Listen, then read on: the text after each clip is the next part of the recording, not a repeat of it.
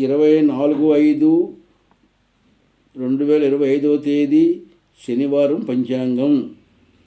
చాంద్రమాన విశ్వవాసునామ సంవత్సరం వైశాఖమాసం బహుళపక్షం ద్వాదశీ తిథి సాయంకాలం 4:14 వరకు ఉంది. రేవతి నక్షత్రం ఉదయం 10:59 వరకు ఉంది. తదుపరి అశ్విని నక్షత్రం ప్రారంభం. వర్జ్యం లేదు. దుర్ముహూర్తం ఉదయం 7:13 వరకే ఉంది. అమృతకాలం ఉదయం 8:45 నుంచి 10:15 వరకు ఉంది.